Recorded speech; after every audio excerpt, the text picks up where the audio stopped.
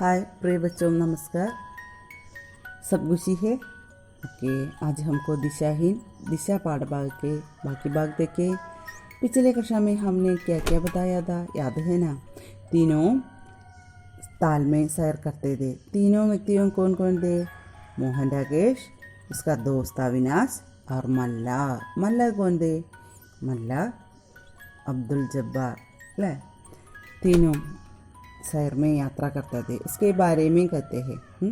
അപ്പോൾ ആ സമയത്ത് उसके बीच में क्या क्या था उसके बारे में है इस പാഠഭാഗം അല്ലേ? ഈ യാത്രാ വിവരണം അതിനെക്കുറിച്ചിട്ടുള്ള കാര്യങ്ങളാണ് പറയുന്നത്. അപ്പോൾ ഇനി നെക്സ്റ്റ് देखिए പേജ് നമ്പർ 77. അപ്പോൾ കഴിഞ്ഞ ക്ലാസ്സിൽ മല്ലാഹ് ഈ യാത്രയുടെ ഇടയിൽ മീൻ ഗാത്തോ നിഹി സക്ത ഹുസൂർ, അല്ലേ? എനിക്ക് പാടാൻ കഴിയില്ല, എങ്കിലും ആപ് ചാഹേ തോ ചന്ദ് ഗസലേൻ തർണമുഖ്യ സത്ത് അർജ് കർ സക്താ ഹൂം, നിങ്ങൾ അനുവദിക്കുകയാണെങ്കിൽ ഞാൻ പാടി നോക്കാം അല്ലേ? വളരെ താളത്തോടു കൂടി ഗസൽ പാടാം എന്നാണ് പറഞ്ഞത്. അപ്പോൾ നമ്മുടെ മോഹൻ രാകേഷും അതുപോലെ അവിനാഷും എന്താ പറഞ്ഞത്? ജരൂർ ജരൂർ ഹമ്മെ ഉത്സാഹ് കെ സാത്ത് ഉസ്കെ പ്രസ്താവ് കോ സ്വാഗത് കിയ, ഞങ്ങൾ രണ്ടുപേരും വളരെ ഉത്സാഹത്തോടു കൂടി ആ പ്രസ്താവനയെ സ്വാഗതം ചെയ്തു. ജരൂർ ജരൂർ ഷുവർലി, തീർച്ചയായും, സർട്ടൻലി, നിങ്ങൾ പാടിക്കൊള്ളൂ എന്ന് രണ്ടുപേരും അതിനെ സ്വാഗതം ചെയ്തു. ബൂഡേ മല്ലാഹിനെ ഏക്ക് ഗസൽ ചേടുതി, ബൂഡേ മല്ലാഹ് എന്ത് ചെയ്തു? ഏക്ക് ഗസൽ, ഒരു ഗസൽ ചേടുതി പ്രസ്തുത് കിയ, അവതരിപ്പിച്ചു. ഉസ്കാ ഗല കാഫി അച്ചാദ, അദ്ദേഹത്തിൻ്റെ ഗല സൗണ്ട് എന്തായിരുന്നു? വളരെ നല്ലതായിരുന്നു. അവർ സുനാനിക അന്താസ ബി ഷായരാനാഥ, അദ്ദേഹത്തിൻ്റെ സുനാന കേൾപ്പിക്കുന്നതിനുള്ള ആ രീതി തന്നെ ഷായരാന, ഒരു കവിയെപ്പോലെയായിരുന്നു. കാഫി ദർ ചപ്പുവും കോ ചോടെ വഹ് ചും ചും കർ ഗസലേം സുനാത്തരഹ, കാഫി ദർ കുറേ സമയം തുഴകളെ ചോട് ഉപേക്ഷിച്ചു, തുഴ ഉപേക്ഷിച്ചിട്ട് ചൂം ചൂം കർ, എന്നിട്ട് അങ്ങനെ ആടിയിട്ട് അദ്ദേഹം ഗസലേയും സുനാത്തരഹ കേൾപ്പിച്ചുകൊണ്ടിരുന്നു. ഏക് കെ ബാദ് ദോസരി ഫിർ തീസരി, ഒന്നിന് ശേഷം രണ്ടാമത്തെയും പിന്നീട് തീസരി മൂന്നാമത്തെയുമായിട്ട് അങ്ങനെ പാടി കേൾപ്പിച്ചു. മേ നാവ് മേ ലേട്ട ഔർ ഉസ്കി തരഫ് ദേഖ് രഹാദ, ഞാൻ ആ നാവിൽ ബോട്ടിൽ അങ്ങനെ കിടന്നു അദ്ദേഹത്തിന് നേരെ നോക്കിക്കൊണ്ടിരുന്നു. ഉസ് സർദി മേമ്പി വ സിർഫ് ഏക്ക് തഹമത് ലഗായിദേ, ആ സർദിയിലും ആ തണുപ്പിലും കൂടി അദ്ദേഹം സിർഫ് കേവലം ഒരു തഹമത്ത് ലുങ്കി മാത്രമാണ് ധരിച്ചിട്ടുണ്ടായിരുന്നത്. ഗലിമേ ബനിയാൻ തക്ക് നിഹിന്തി, കഴുത്തിലൊരു ബനിയൻ പോലും ഉണ്ടായിരുന്നില്ല. ഉസ്കി ധാടി കെ ഹി നിഹി ഛാത്തി കെ ബി ഭാൽ സഫേദ് ഹോ ചുകാതെ, അദ്ദേഹത്തിൻ്റെ താടിയുടെ താടി മാത്രമല്ല ഛാത്തി കെ ബി, ഛാത്തി നെഞ്ച്, അല്ലേ? നെഞ്ചത്ത് കൂടി ബാൽ എന്താണ്? ബാൽ മുടി, അല്ലേ? രോമങ്ങൾ സഫേദ് ചുകേത്, സഫേദ് എന്നത് വെള്ള നിറമായിട്ടുണ്ടായിരുന്നു, വെള്ളം നിറമായി തീർന്നിരുന്നു, അല്ലേ?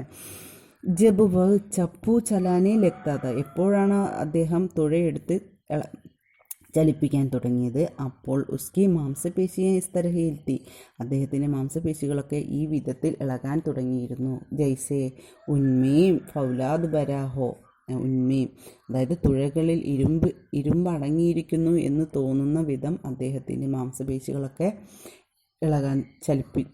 ഇളകാൻ തുടങ്ങിയിരുന്നു എന്ന്.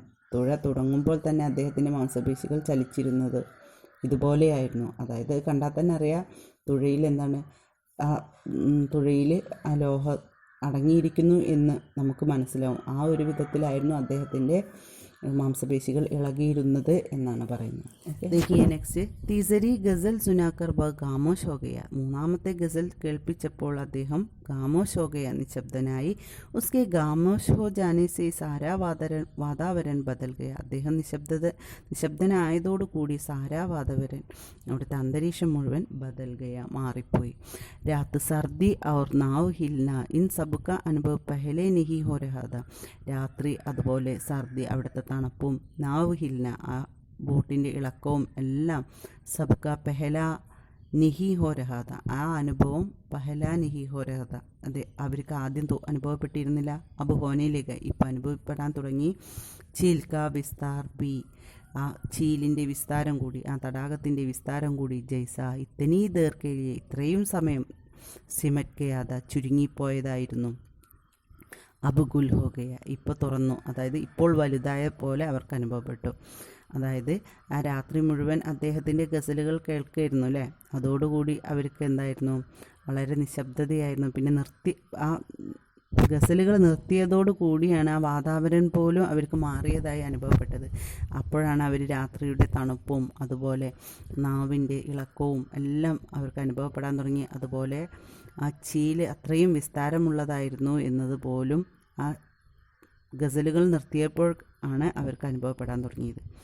ഓക്കെ, അപ്പോൾ അത്രയും അവരതിൽ ലയിച്ച് ഇരിക്കുകയായിരുന്നു എന്നതാണ് അവിടെ സൂചിപ്പിക്കുന്നത്. Okay, Ab ലൗട്ട് ചലേ Saheb Cooch there ബാദ് ഉസ്നെ കഹ. കുറച്ച് സമയത്തിന് ശേഷം നമ്മുടെ ഗാലിബ് പറയണേ, അബ് ലൗട്ട് ചലേ സാഹബ്, നമുക്കിനി മടങ്ങിപ്പോവാം സർ. സർദി ബഡ് രഹി ഹെ और मैं अपनी चादर साथ नहीं लाया. സർദി, തണുപ്പ് കൂടിക്കൊണ്ടിരിക്കുകയാണ്, ഞാൻ എൻ്റെ ചാദർ കൊണ്ടുവന്നിട്ടില്ല. അവിനാശ് നീ ജഡ്സെ അപ്പന കോട്ട് ഉതാർക്കർ ഉസ്കി തരഹ് ബടാ ദിയ. അവിനാശ് തൻ്റെ കോട്ട് ഉരിയിട്ട് അദ്ദേഹത്തിന് നേരെ നീട്ടി. എന്നിട്ട് കഹ പറഞ്ഞു, ലോ ഇതെടുത്തോളൂ, തും ഈ പയനോ, നിങ്ങളിത് ധരിച്ചോളൂ എന്ന്. അബി ഹം ലൗട്ട്കർ നിഹീൻ ചലേങ്കെ, ഞാനിപ്പോൾ ലൗട്ട്കർ നമ്മളിപ്പോൾ തിരിച്ച് നിഹീൻ ചലേങ്കെ പോകുന്നില്ല. തുമ്നി കൂയി ഗാലിബ് കി ചീസ് യാദ് ഹോ, നിങ്ങൾക്ക് വേറെ ഏതെങ്കിലും ഗാലിബിൻ്റെ ചീസ്, അതായത് ഉദ്ദേശിക്കുന്ന പാട്ട് ഓർമ്മയുണ്ടോ? തോ സുനാവോ, എന്നാൽ കേൾപ്പിക്കൂ. ബുഡെ മല്ലാഹിനെ എതിരാജ് സ്നേഹിം കിയം, നമ്മുടെ മല്ലാഹ് എതിർത്തൊന്നും പറഞ്ഞില്ല. ചുപ് ചാപ്പ് മിണ്ടാതെ അവിനാശ് കാ കോട്ട് പഹൻലിയ, അവിനാശിൻ്റെ കോട്ട് ധരിച്ചു. ഗാലിബ് കി ഏക്ക് ഗസൽ സുനാനിലെ, ഗാലിബിൻ്റെ ഒരു ഗസൽ കേൾപ്പിക്കാൻ തുടങ്ങി. മുദ്ദത് ഹുയി, അദ്ദേഹം കുറേ ദിവസങ്ങളായിട്ട് യാർക്കോ മേമാൻ കിയേ ഹുയി, അതായത് ഫ്രണ്ടിനെ അതിഥിയായി ലഭിച്ചിട്ട് എന്ന് പറയുന്ന വരികളുള്ള ഒരു ഗസലുകൾ പാടാൻ തുടങ്ങി. അങ്ങനെ അവർ യാത്ര കണ്ടിന്യൂ ചെയ്യാനല്ലേ. അപ്പോൾ ഇതാണ് ഈ യാത്രാ വിവരണം. അപ്പോൾ എല്ലാവരും നന്നായിട്ട് വായിക്കുക. എന്തെങ്കിലും ഡൗട്ടുകൾ ഉണ്ടെങ്കിൽ ടീച്ചറെ അടുത്ത് ചോദിക്കുക. അപ്പോൾ ഇതിൽ ഇമ്പോർട്ടൻ്റ് ആയിട്ട് നമ്മുടെ മോഹൻ രാകേഷിൻ്റെയും അതുപോലെ അബ്ദുൽ ജബ്ബാറിൻ്റെയും അതുപോലെ അവിനാശിൻ്റെയൊക്കെ സ്വഭാവ വിശേഷതയെക്കുറിച്ച് നമുക്ക് ടിപ്പിന് ചോദിക്കാറുണ്ട്. അപ്പോൾ എല്ലാവരും നന്നായിട്ട് വായിക്കുക. ടെക്സ്റ്റ് ബുക്ക് വായിച്ചാൽ മാത്രമേ നിങ്ങൾക്ക് എഴുതാൻ കഴിയുള്ളൂ. ടെക്സ്റ്റ് ബുക്ക് നന്നായിട്ട് വായിക്കുക, ഹോംവർക്കുകളും ചെയ്യുക. ഓക്കെ, എന്തെങ്കിലും ഡൗട്ടുകൾ ഉണ്ടെങ്കിൽ ടീച്ചറടുത്ത് ചോദിക്കാം.